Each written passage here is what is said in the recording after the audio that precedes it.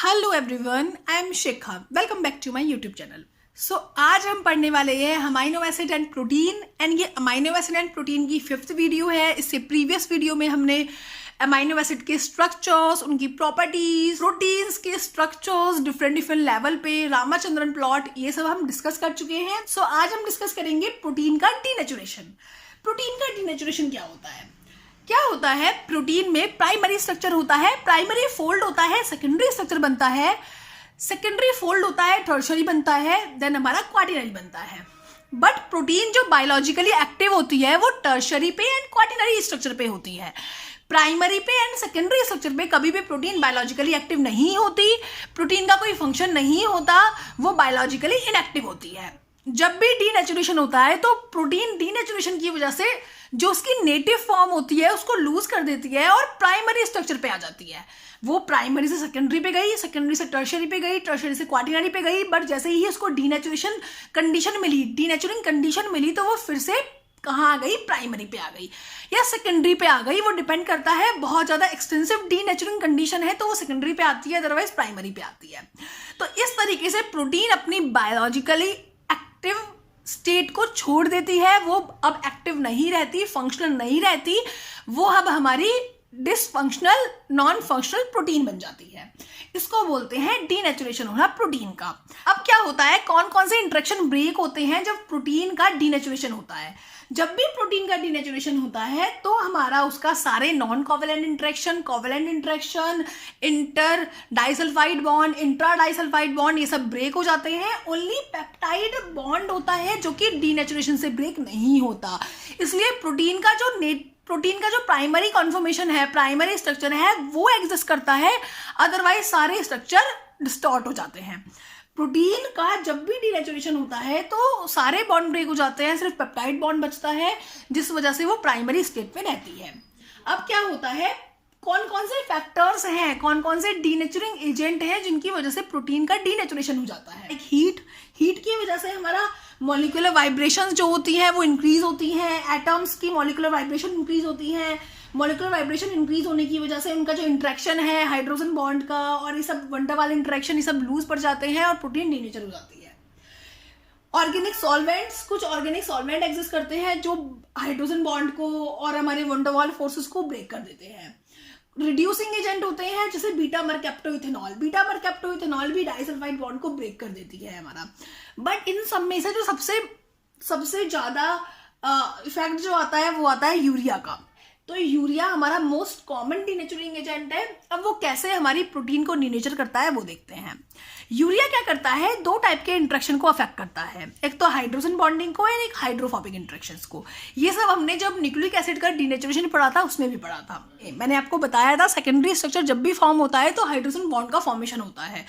तो hydrogen bond जो भी फॉर्म हुए हैं सेकेंडरी स्ट्रक्चर में, उन हाइड्रोजन बॉन्ड के साथ कॉम्पीट करता है यूरिया। जब यूरिया खुद हाइड्रोजन बॉन्ड बनाने लगेगा और NH एंड CO के बिटवीन जो हमारे हाइड्रोजन बॉन्डिंग हुई थी उनको लूज कर देगा, तो यहाँ पे हाइड्रोजन बॉन्ड ब्रेक हो जाएगा और हमारा सेकेंडरी स्ट्रक्चर डिस्टॉर्ट हो जाएगा। सो यूरिया एक तो हमारा हाइड्रोजन बॉन्ड को अफेक्ट करता है कॉम्पीट करके हाइड्रोजन बॉन्डिंग के साथ, दूसरा वो हाइड्रोफोबिक इंटरेक्शन को लूज कर देता है। प्रोटीन में हमारा इंटीरियर हाइड्रोफोबिक मॉलिक्यूल प्रेजेंट होते हैं, एक्सटीरियर हमारे वाटर सॉल्युबल मॉलिक्यूल प्रेजेंट होते हैं। इस तरीके से प्रोटीन एग्जिस्ट करती है। यूरिया की वजह से हाइड्रोफोबिक एनवायरनमेंट क्रिएट होता है तो हाइड्रोफोबिक इंटरेक्शंस जो होते हैं वो डिमिनिश हो जाते हैं। हाइड्रोफोबिक इफेक्ट जो है, हाइड्रोफोबिक इफेक्ट की वजह से ही हाइड्रोफोबिक जो हमारे अमाइनो एसिड्स हैं वो अंदर है और बाहर जो है वो नहीं है, वो डिमिनिश हो जाता है हाइड्रोफोबिक इफेक्ट, जिसकी वजह से प्रोटीन डीनेचर हो जाती है, प्रोटीन अपना स्ट्रक्चर को डिस्टॉर्ट कर देती है। सेकेंड आता है प्रोटीन की सॉल्युबिलिटी। प्रोटीन की सॉल्युबिलिटी हमारी बहुत सारे फैक्टर्स पे डिपेंड करती है, पीएच पे, आयनिक स्ट्रेंथ पे। पीएच पे कैसे डिपेंड करती है प्रोटीन की सॉल्युबिलिटी? पीएच लो होगा पीआई से तो प्रोटीन के ऊपर पॉजिटिव चार्ज होगा, प्रोटीन के ऊपर पॉजिटिव चार्ज होगा। सो आर ग्रुप के ऊपर पॉजिटिव चार्ज है तो आर ग्रुप जो है वो आपस में एक दूसरे को रिपेल करने लगेगा। ओके, जब हमारा पीएच हमारा बड़ा होगा पीआई से तो प्रोटीन के सारे मॉलिक्यूल्स पे आर ग्रुप पे नेगेटिव चार्ज होगा। जब उन पे नेगेटिव चार्ज होगा तो वो अगेन आपस में एक दूसरे को रिपेल करने लगेंगे।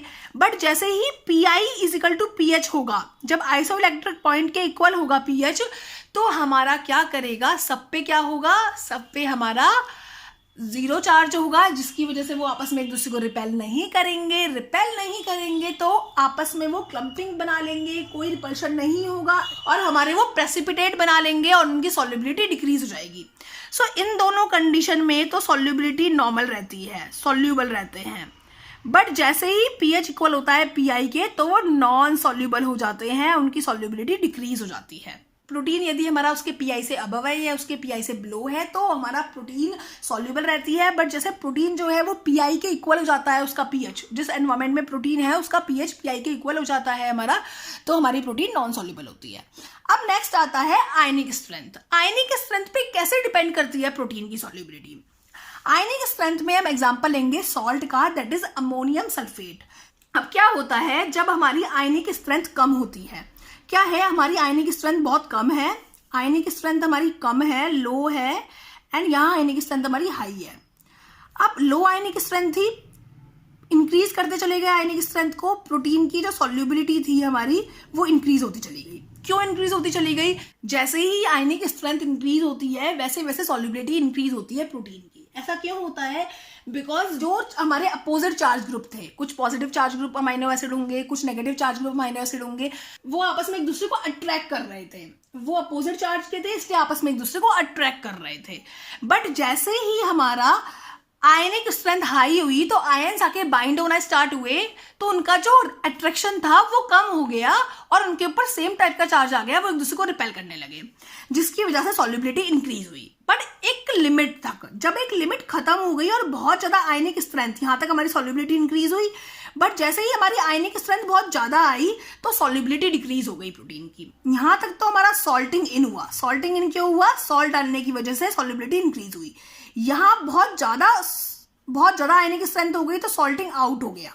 इट मीन्स सॉल्युबिलिटी जो होती है हमारी वो डिक्रीज होने लगी। अब सॉल्युबिलिटी डिक्रीज क्यों होने लगी? सॉल्युबिलिटी डिक्रीज इसलिए होने लगी बिकॉज जैसे जैसे सॉल्ट ज्यादा आया तो हाइड्रोफोबिक एनवायरमेंट क्रिएट हो गया। क्या हो गया? हाइड्रोफोबिक एनवायरमेंट क्रिएट हो गया। वाटर की जगह आयंस ने ले ली, एक हाइड्रोफोबिक एनवायरमेंट क्रिएट हो गया। और आप सब जानते होंगे कि जो भी प्रोटीन हमारी फोल्ड होती है तो प्रोटीन के इंटीरियर यहाँ हाइड्रोफोबिक अमाइनो एसिड प्रेजेंट होते हैं, यहाँ हाइड्रोफोबिक अमाइनो एसिड प्रेजेंट होते हैं और एक्सटीरियर हमारे हाइड्रोफोबिक अमाइनो एसिड प्रेजेंट नहीं होते।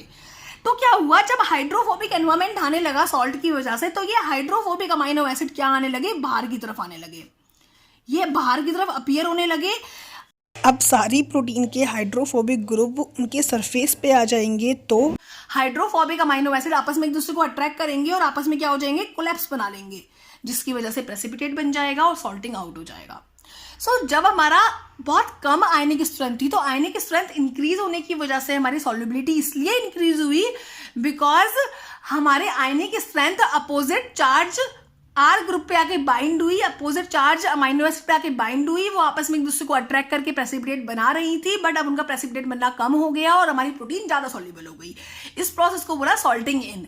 बट जैसे ही एक लिमिट के बाद सॉल्टिंग होती रही, सॉल्ट बहुत ज्यादा इंक्रीज होता रहा तो हमारा जो था हाइड्रोफोबिक एनवायरमेंट आ गया, जिसकी वजह से जो हाइड्रोफोबिक ग्रुप अंदर थे वो बाहर आने लगे, अपीयर होने लगे। अब सारी प्रोटीन के हाइड्रोफोबिक ग्रुप हमारे एक्सटीरियर सरफेस पे अपीयर हो जाएंगे तो वो हाइड्रोफोबिक ग्रुप आपस में कोलैप्स हो जाएंगे और हमारा प्रेसिपिटेट का फॉर्मेशन करेंगे। तो ये रीजन था जिसकी वजह से आयनिक स्ट्रेंथ कम थी तो हमारा सॉल्युबिलिटी इंक्रीज होती रही, जैसे आयनिक स्ट्रेंथ इंक्रीज करते रहे। बट जैसे ही एक लिमिट के आगे आयनिक स्ट्रेंथ इंक्रीज हुई तो हमारी सॉल्युबिलिटी डिक्रीज हो गई।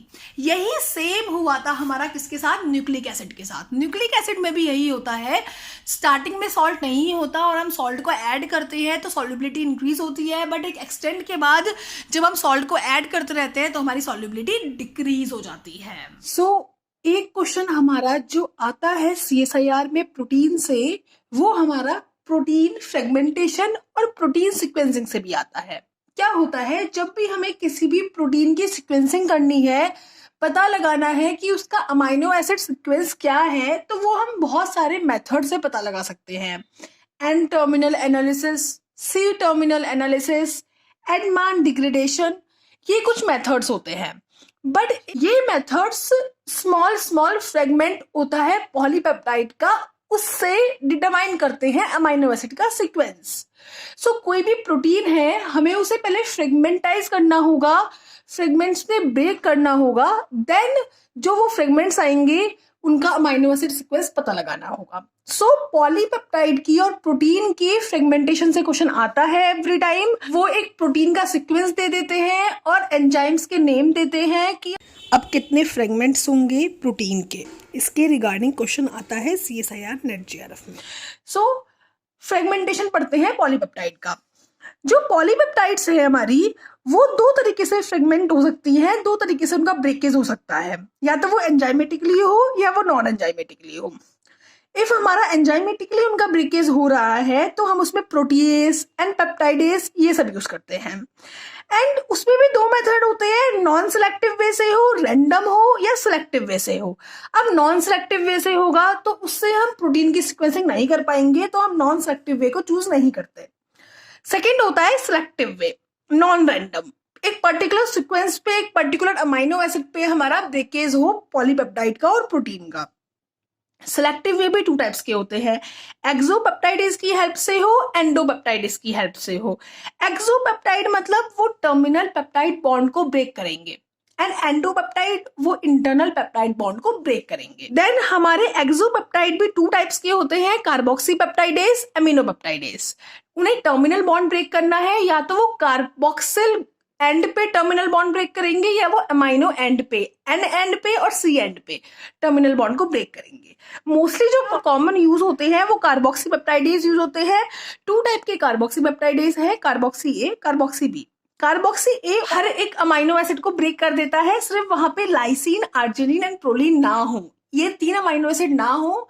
इफ ये तीनों अमाइनो एसिड हुए तो कार्बोक्सी ए वर्क नहीं करेगा, अदरवाइज इसके अलावा कोई और अमाइनो एसिड हुआ तो वो उसको ब्रेक कर देगा।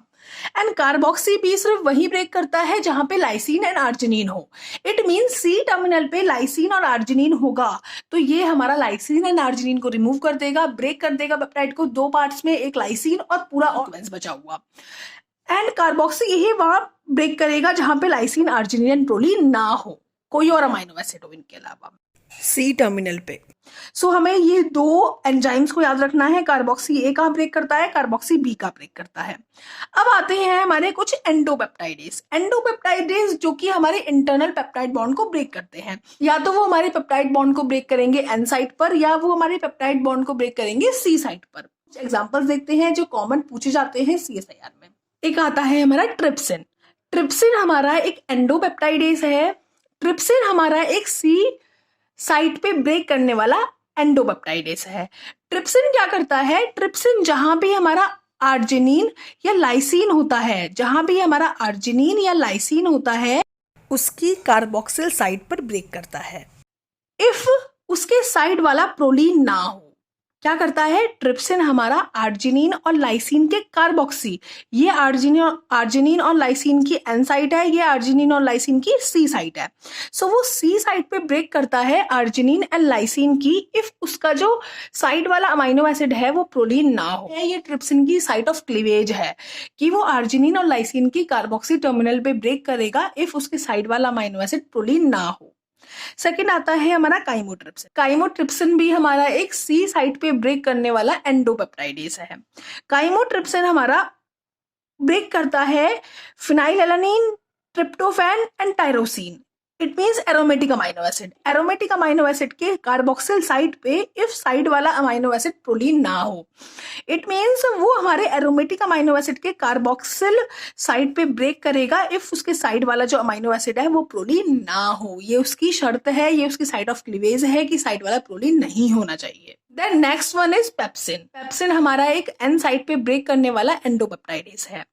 पेप्सिन हमारा क्या करता है, phenylalanine, tryptophan, tyrosine, aromatic amino acid की एन साइट को ब्रेक करता है इफ उसके साइड वाला जो है वो प्रोलीन ना हो। काइमोट्रिप्सिन क्या करता था, काइमोट्रिप्सिन हमारा एरोमेटिक अमाइनो एसिड के कार्बोक्सिल साइट को ब्रेक करता था इफ साइड वाला हमारा क्या प्रोलीन ना हो। ये क्या करता है, ये एरोमेटिक अमाइनो एसिड के एन साइट को ब्रेक करता है इफ उसके साइड वाला प्रोलीन ना हो। तो ये कुछ एंडोपेप्टाइडेज के एग्जाम्पल हैं, इनसे भी क्वेश्चन पूछा जाता है। कोई भी एक पेप्टाइड गिवन होगा, उसमें आपको कुछ एक्सोपेप्टाइडेज गिवन होंगे, कुछ एंडोपेप्टाइडेज गिवन होंगे, एंड देन पूछेंगे कि कितने फ्रेगमेंट्स बने इस प्रोटीन के। So carboxy A, carboxy B, trypsin, chymotrypsin, pepsin, इन सबकी साइट ऑफ क्लीवेज है ये। इन सबकी साइट ऑफ क्लीवेज से हम इजिली पता लगा सकते हैं कि कितने फ्रेगमेंट हुए उस प्रोटीन के। अभी तक हमने देखा कि एंजाइमेटिकली कैसे हमारी पॉलीपेप्टाइड का फ्रेगमेंटेशन हो रहा है, बट कई बार नॉन एंजाइमेटिकली भी हमारी पॉलीपेप्टाइड का फ्रेगमेंटेशन होता है। नॉन एंजाइमेटिकली प्रोटीन का जो डिग्रेडेशन होता है, फ्रेगमेंटेशन होता है, उसके कुछ example cyanogen bromide and hydroxyl amine. Cyanogen bromide क्या करता है? साइनोजन ब्रोमाइड मिथ्योनिन को सेलेक्ट करता है। पूरे प्रोटीन में, पूरे अमाइनो एसिड के सीक्वेंस में जहां भी मिथ्योनिन होगा उसको वो सेलेक्ट करेगा और उसकी सी साइट को ब्रेक कर देगा। वो मिथ्योनिन को सेलेक्ट करेगा और उसकी सी साइट को ब्रेक कर देगा, that is cyanogen bromide. And hydroxyl amine क्या करता है? वो जहां भी एस्पार्जिन और ग्लाइसिन का बॉन्ड होगा वो उसको ब्रेक कर देगा। साइनोजन ब्रोमाइड हमारा मिथ्योनिन को सेलेक्ट करके उसकी सी साइट को ब्रेक कर देता है। हाइड्रोक्सिल अमीन हमारा एस्पार्जिन एंड ग्लाइसिन बॉन्ड को ब्रेक करता है। तो ये हमारे कुछ एंजाइम्स एंड नॉन एंजाइम्स हैं जो कि हमारे प्रोटीन्स को एंड पेप्टाइड को ब्रेक करते हैं। CSIR नेट JRF में जब भी इससे रिलेटेड क्वेश्चन पूछा गया है तो वो क्वेश्चन पूछा गया है, पेप्टाइड सीक्वेंस गिवन होता है और ये कुछ एंजाइम्स और नॉन एंजाइम्स ये कुछ दिए जाते हैं और पूछा जाता है कि कितने फ्रेगमेंट्स फॉर्म होंगे। सो ये हमारा प्रोटीन हुआ कंप्लीट। इफ आपको प्रोटीन्स और अमाइनो एसिड से रिलेटेड कोई भी प्रॉब्लम हो, कोई भी क्वेरी हो तो आप मुझे मेल कर सकते हैं। So best of luck, thank you.